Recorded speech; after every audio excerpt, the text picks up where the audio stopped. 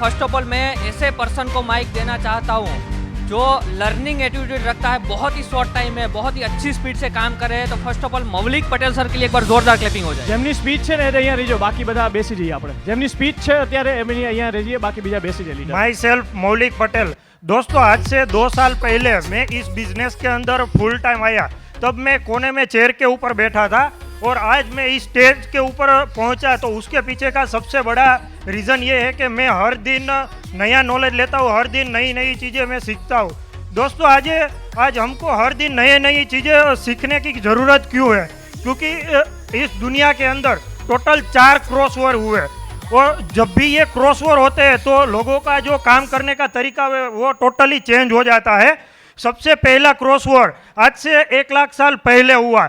उससे पहले इंसान बोलता नहीं था, वो क्रॉसओवर हुआ। उसके बाद लोगों ने बोलना शुरू किया, तो एक साथ लोगों को इकट्ठा करके समझाने का सिलसिला शुरू हुआ। फिर आज से 10,000 साल पहले दूसरा क्रॉसओवर हुआ।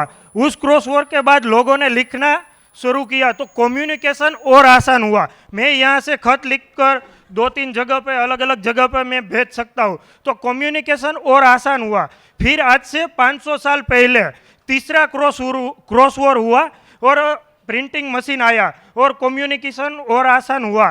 फिर आज से 30 साल पहले चौथा क्रॉसओवर हुआ और ये जो क्रॉसओवर हुआ ना, वो सबसे भयानक क्रॉसओवर था और जिसके अंदर आज हम जी रहे हैं। और आज क्या होता है, देखो, हर दिन नई टेक्नोलॉजी आती है, हर दिन नई चीज़ें होती है हमारी अगल बगल में। तो हर बंदा है ना, वो कन्फ्यूज़न के अंदर रहता है कि मैं करूँ तो क्या करूँ, मैं कैसे आगे बढ़ूँ। तो ये जो इसके अंदर आपको आगे बढ़ना है तो आपको अपने केस के ऊपर काम करना पड़ेगा। केस बोले तो आपकी जेब में जो है वो केस नहीं, केस मतलब KASH। सबसे पहला की है मतलब नॉलेज के ऊपर आपको काम करना पड़ेगा।